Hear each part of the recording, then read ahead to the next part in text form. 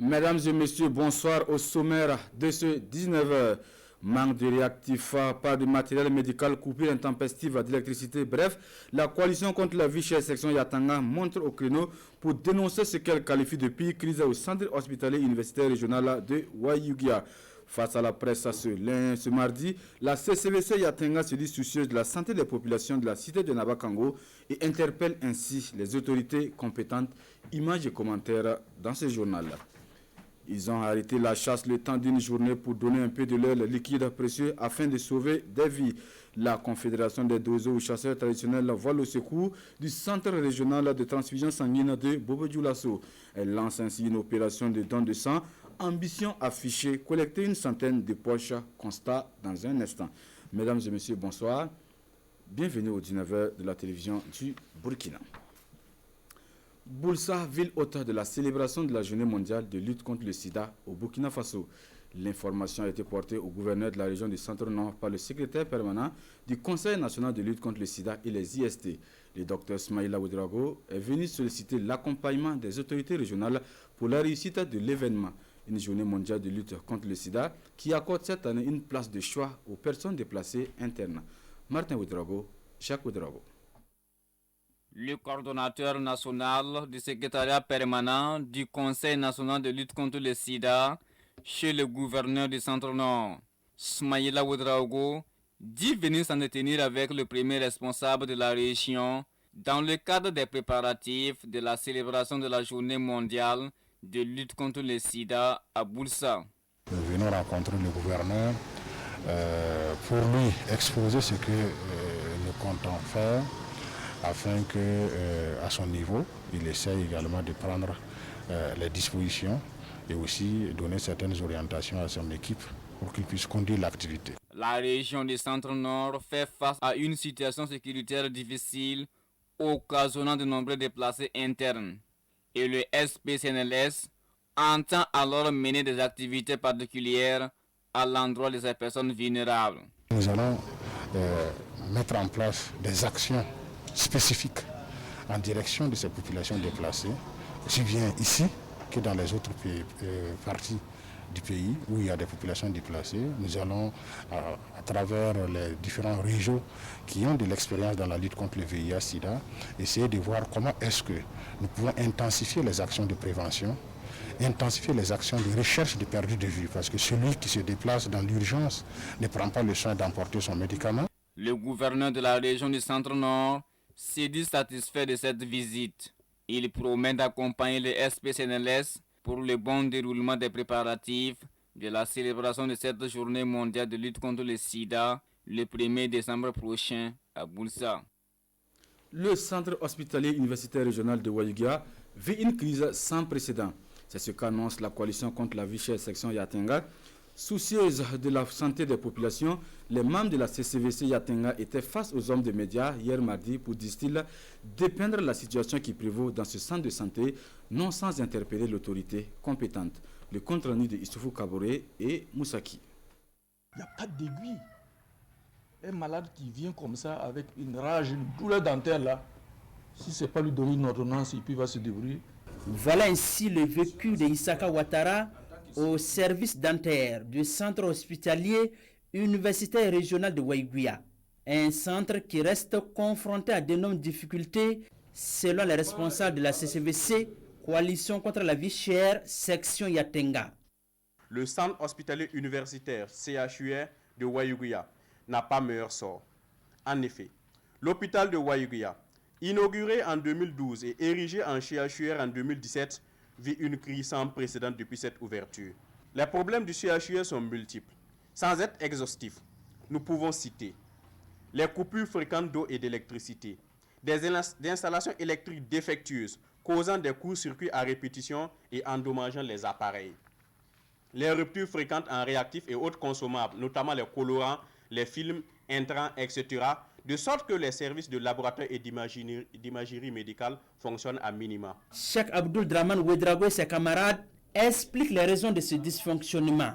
3 raisons peuvent expliquer cette situation chaotique de notre hôpital.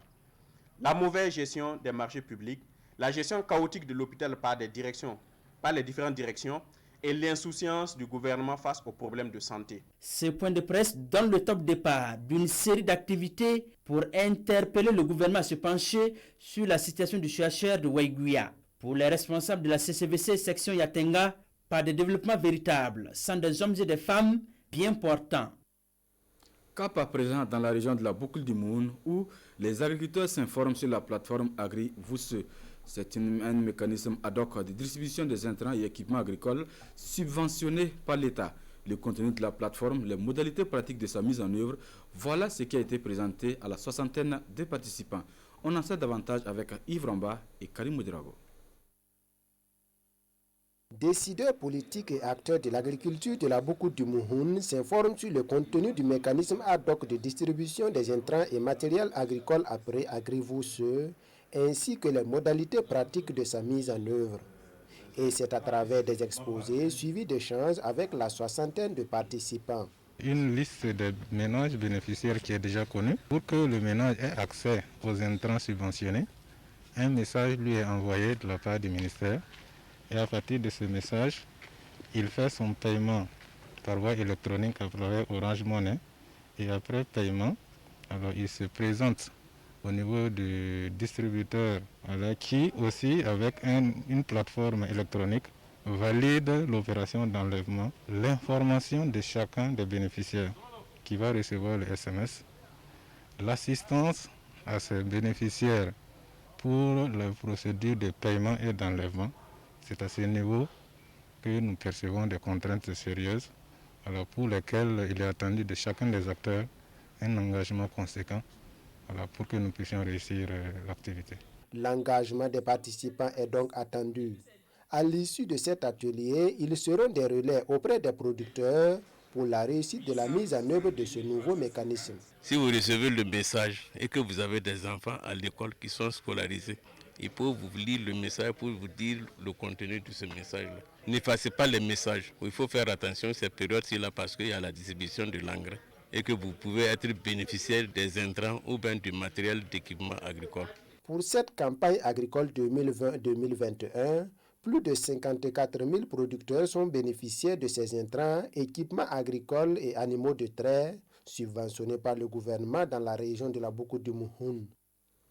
Dans l'actualité ce soir, le président du Conseil supérieur de la communication fait don de kits sanitaires au comité régional de gestion des épidémies de la région de l'Est.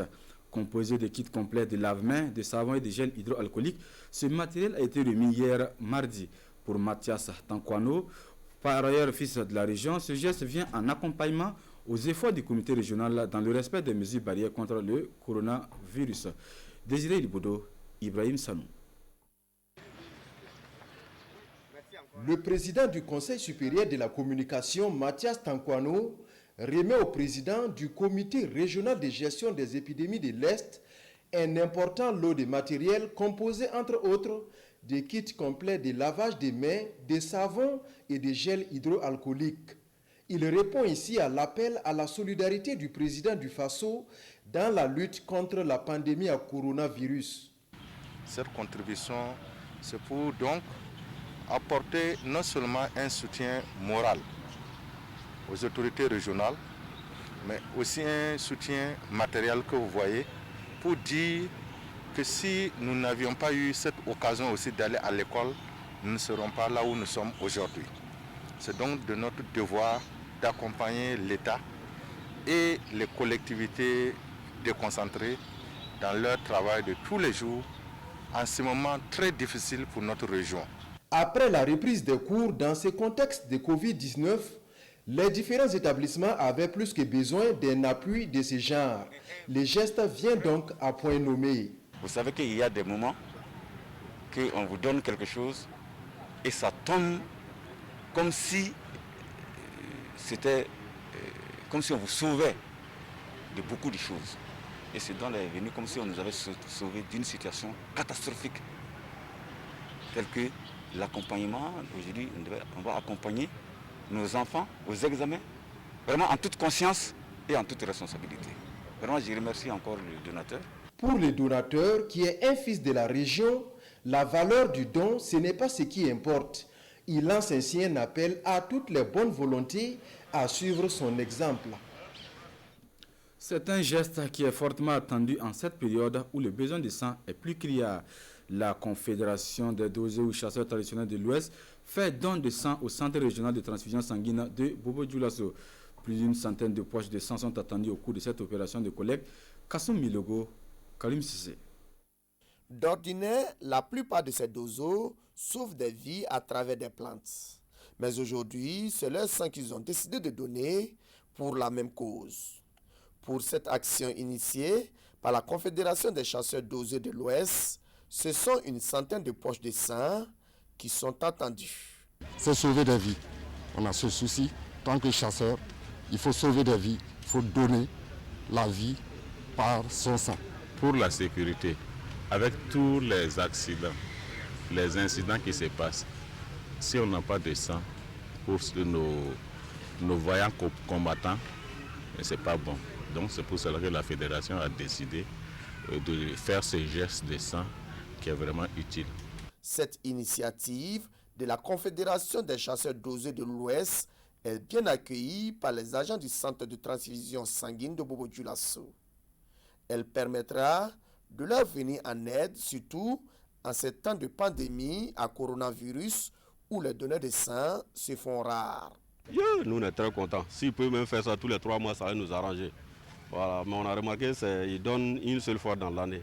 S'ils peuvent même aller tous les 3 ans, tous les 3 mois, nous, on sera très contents. Le président de la Confédération des chasseurs doseurs de l'Ouest souhaite que d'autres structures emboîtent leur pas.